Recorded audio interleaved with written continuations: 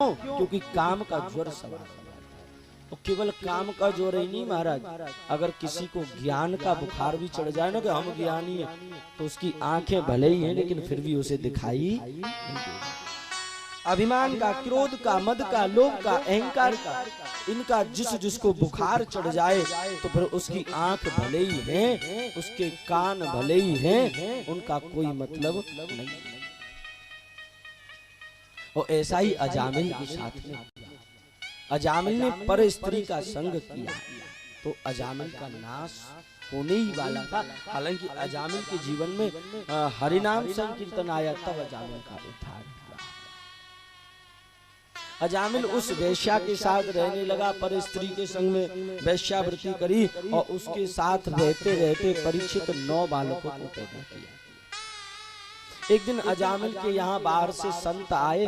अजामिल बाहर चला गया था लेकिन वेश्या ने संतों को अपने घर बिठाया था। दूरे कीडनकास्तत्तं पुत्रं नारायणं पश्यः पिलावितेन स्वर्णेन तो नाम कुलेन्द्रियः।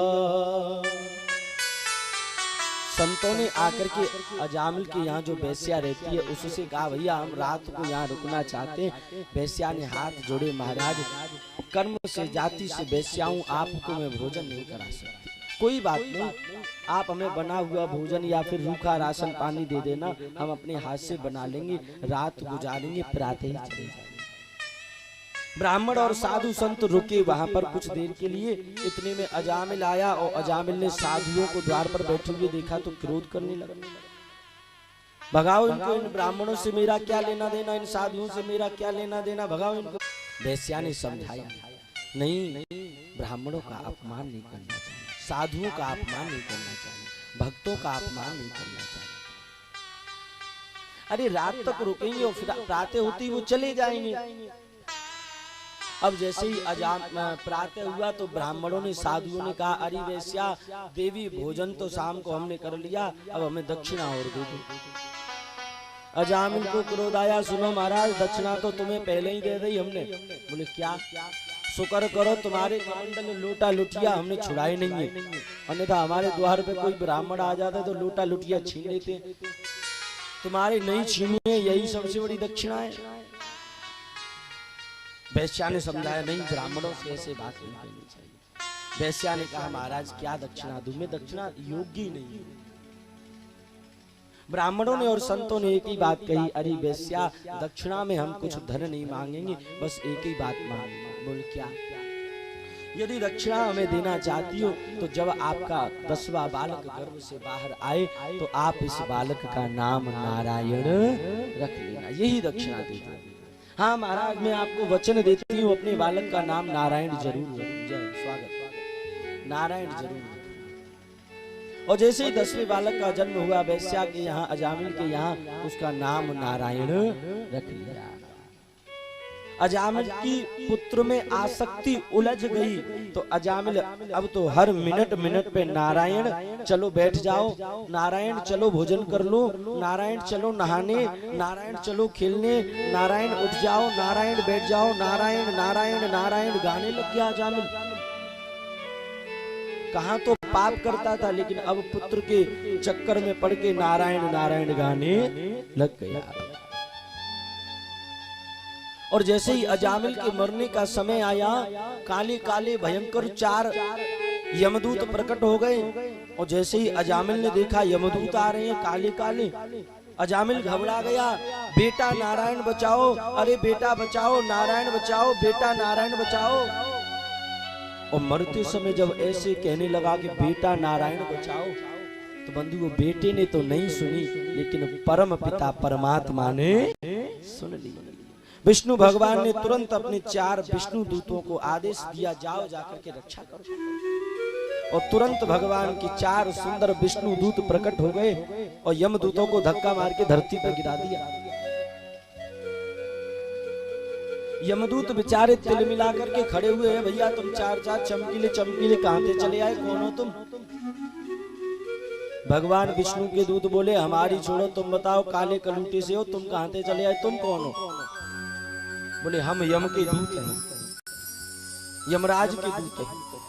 जो आदमी पाप करता है, जो आदमी बुरा कर्म करता है, निंदा घृणा करता है, ऐसे आदमियों को हम यमराज के पास ले जाते हैं यमपुरी में। विष्णु दूतों ने कहा अरे अजामिल पापी नहीं है, देखा नहीं मरते समय हमारे भगवान का नाम पुकार रहा था, नारायण नारायण नारायण, और मरते समय नारायण बुला रहा है, तो ये पापी नहीं हो सकता है। यमराज के दूतों ने कहा विष्णु दूतों आपको गलती हो रही है, ये आपके नारायण को तो जानता भी नहीं है, इसके बेटे का नाम नारायण है, ये अपने बेटे को बुला रहा था, आपके इससे भगवान से तो बहुत दूर दूर तक नाता नहीं है, समझने का प्रयास करें। विष्णु दूतों ने कहा भैया हमें इस बात से कुछ लेना देना नहीं है, इसके बेटे का नाम नारायण 4 साल पहले पड़ा है, और हमारे भगवान का नाम नारायण अनादि काल से है, अनंत काल से है। तो बताओ ये नारायण नाम किसका हुआ? इसके बेटे का हुआ कि हमारे भगवान का? इसके बेटे का नाम नारायण 4 साल पहले पड़ा है, हमारे भगवान का नाम तो नारायण अनेक हजारों अनादि काल से है, इसलिए ये नाम हमारे भगवान नारायण का हुआ। और हाँ, वस्तु शक्ति की अपेक्षा नहीं रखती है, ऐसे समझने का प्रयास करो। बिजली के तार हैं, इनमें करंट दौड़ रहा है, जिस आदमी को पता है वो उन तारों को छुएगा तो उसे भी करंट उतना ही लगेगा, और जिस आदमी को नहीं पता है वो भी उन तारों को छुएगा तो उसे भी करंट उतना ही लगेगा। करंट नहीं पूछेगा जानते थे कि नहीं जानते थे। जिस प्रकार गलती से बिजली के तार पकड़ने पर करंट लगता है, जिस प्रकार गलती से अग्नि में हाथ चला जाए तो जलना पड़ता है, जिस प्रकार गलती से अगर हाथ में कांटा लग जाए तो दर्द होता है, ऐसे ही गलती से अगर भगवान का नाम भी मुख से निकल जाए तो उद्धार होकर के ही रहता है। गलती से नारायण का नाम भी निकल जाए तो उसका मोक्ष उद्धार होना निश्चित है। क्यों? भाव कुभाव अनख आलस हो, भाव कुभाव अनख आलस हो, नाम जपत गल देश लास हो। भाव कुभाव अनख आलस हो, नाम जपत मंगल दिश दस। भगवान नाम की शक्ति है। भाव कुभाव चलते फिरते उठते बैठते नहाते कैसे भी लोग केवल भगवान का नाम लो। और विष्णु दूतों ने यम दूतों को धक्का देकर के भगा दिया। यम के दूतों ने जाकर के यमराज के सामने अपने काल दंड फेंक दिए। महाराज आज के बाद आपकी नौकरी कभी नहीं करें। क्यों? अरे नीचे धरती पे उस अजामिल को पकड़ने गए थे, हमें धक्का देके भगा दिया, तुम्हें किस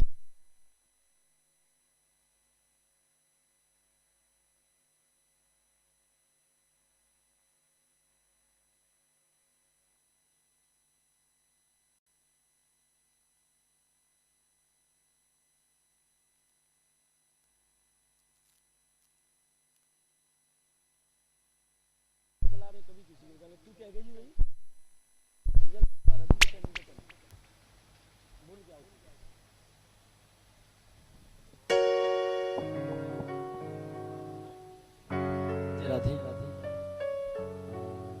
भाव कुभाव अनख आलस हो, नाम जपत मंगल दिस दस।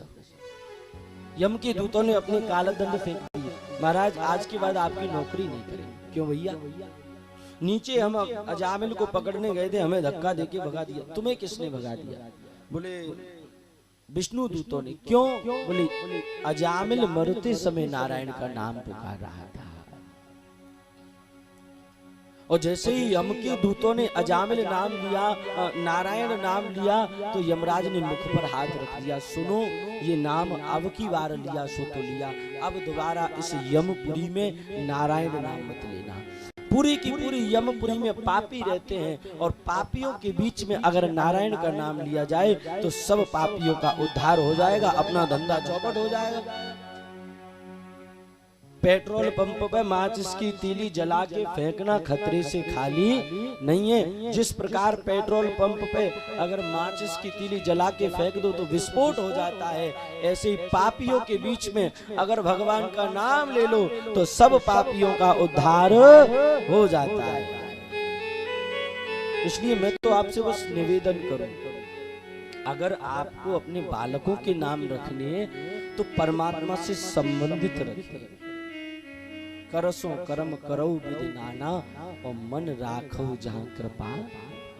संसार में जीवन जियो लेकिन मन को परमात्मा के पास रखो। अगर आपको अपने बालकों के नाम रखने हैं तो भगवान से संबंधित रखिए। संसार में आपका लोकाचरण भी हो जाएगा और उनके सहारे से आपका सत्संग भजन भी हो जाएगा। नामस्य यावतिर शक्ति ही पाप निरहरणम हरे तावत कर्तुम न शक्नोति ही पातकम पातकी जना। भगवान के एक नाम में करोड़ों पापों को समाप्त करने की शक्ति होती है। इसलिए अगर हमने एक नाम भी भगवान का जाप कर लिया तो हमारे करोड़ों करोड़ों पाप समाप्त हो जाते हैं। लेकिन आजकल भला ऐसा कहाँ करते हैं हम लोग। आजकल तो इतना लोग अपने आप को मॉडल समझने लग गए हैं, बस पूछो ही मत महाराज। पहले के जमाने में लोगों के नाम होते थे तो भगवान से संबंधित होते थे, लेकिन आजकल तो लोगों के नाम ही रखना बदल गया। अब कहा विचित्र स्थिति का वर्णन करें, लोग अपने उल्टे सीधे नाम रख लेते हैं। अभी जैसे कल्पना करो किसी का नाम हो स्वीटी, सोचो, और फिर वो स्वीटी हो जाए 80 साल की, बाकी खाल लटक रही है, आखिर में झुर्री पड़ी है और तुम बातें कहो स्वीटी, कैसा लगेगा है? इसलिए हमें तुम्हें ऐसे नाम नहीं रखने, परमात्मा से संबंधित। ये भगवान नाम की शक्ति है महाराज। और ये कथा भागवत इसीलिए तो होती है कि हम और आप जहां थे वहीं बने रहे, लेकिन हम और आप जहां थे वहां नहीं है, अब हम और आप बदल चुके हैं। भगवान के नाम में कितनी शक्ति है ऐसे समझने का प्रयास करें। जिस समय भगवान मर्यादा पुरुषोत्तम और राम सेतु बना रहे थे तो नल नील पत्थरों पर राम का नाम लिखते हैं और वे पत्थर तैरने लग जाते हैं। एक बार को तो राम जी भी शब्द हो गए, राम जी भी सोचने लगे यार ये क्या लीला है, पत्थर जल में डूबना चाहिए लेकिन ये पत्थर तो तैर गया है। राम जी ने विचार किया मैं चल के देखूं क्या समस्या है, और राम जी अचक अचक समुद्र के किनारे दबे दबे पैर गए। राम जी ने छोटा सा एक पत्थर उठाया अपने हाथ में, और जैसे ही राम जी ने छोटा सा पत्थर अपने हाथ में उठाया समुद्र में डाला तो वो पत्थर डूब गया। राम जी सोचने लगे चलो भैया बढ़िया बात है, कम से कम काऊ ने देखे तो ना ने, अन्यथा कोई देख लेता तो क्या कहता, ले बता बानर जो पत्थर फेंक रहे हैं वो तो तैर रहे हैं और यहाँ जो राम पत्थर फेंक रहे हैं वो डूब रहे हैं। चलो अच्छी बात है, कम से कम किसी ने देखे तो नहीं है। लेकिन हमारे लाल लंगोटा बारे बाबा हनुमान जी महाराज का कम है का। जैसे ही राम जी ने पीछे मुड़ के देखा तो श्री हनुमान जी महाराज ठाड़े हैं। राम जी ने कहा हनुमान बेटे हनुमान तुमने कुछ देखा तो नहीं है। तो अब हनुमान जी बोले जय हो प्रभु मालिक, सब देख लिया मैंने। क्या देखा? मैंने ये देखा कि आपने जो पत्थर अपने हाथ में उठाया समुद्र में डाला वो पत्थर डूब गया, मैंने ये देखा। राम जी ने कहा अच्छा हनुमान जब तुमने ये स्थिति देख ही ली है तो इसका कारण बता। वहां बानर जो पत्थर फेंक रहे हैं वो तो तैर रहे हैं और मैं अपने हाथ से जो पत्थर फेंक रहा हूं वो डूब रहा है, इसका कारण क्या है? हनुमान जी महाराज ने दो कारण बताए। महाराज इसके दो ही कारण हैं बस। कौन कौन से? पहला कारण तो ये है कि महाराज आपसे ज्यादा बलवान गुणवान ध्यानवान आप नहीं बल्कि आपका नाम है। कहो कहां लगी नाम बढ़ाई और राम न सकहि नाम गुण गाई। स्वयं परमात्मा अपने नाम का वर्णन नहीं कर सकते, गुणगान नहीं कर सकते। पहला तो ये कारण है प्रभु। और दूसरा कारण ये है मालिक आपने पत्थर को अपने हाथ में उठाया और आपने जैसे ही अपने हाथ को समुद्र की ओर लेकर के गए आपने पत्थर को समुद्र में छोड़ दिया तो पत्थर डूब गया। अरे भैया जिसे साक्षात मर्यादा पुरुषोत्तम पुरुषोत्तम राम अपने हाथों से छोड़ देवे फिर उसे तो डूबना ही पड़ता है, फिर उसे कोई उठा नहीं सकता है। जिसे राम ने छोड़ दिया, जिसे परमात्मा ने, कृष्ण ने, राधा वल्लभ ने छोड़ दिया, फिर उसे कोई उठाने वाला नहीं है। इसलिए मैं आपसे निवेदन करूं, आज रामनवमी है, बस यही आज प्रार्थना करें, प्रभु संसार छोड़ देवे हमें, पर आप मत छोड़ना। हाँ, अगर आपने छोड़ दिया तो तुरंत डूब जाएंगे, और संसार छोड़ दे इस बात की कोई परवाह नहीं। ये भगवान नाम की शक्ति है। सुखदेव स्वामी ने यहाँ परीक्षित को इस प्रकार अजामिल उपाख्यान श्रवण कराया। बोल भागवत भगवान की जय हो। श्री खिलन बिहारी सरकार की जय हो। जय जय श्री राधे श्याम। नाम है तेरा तारण हारा, नाम है तेरा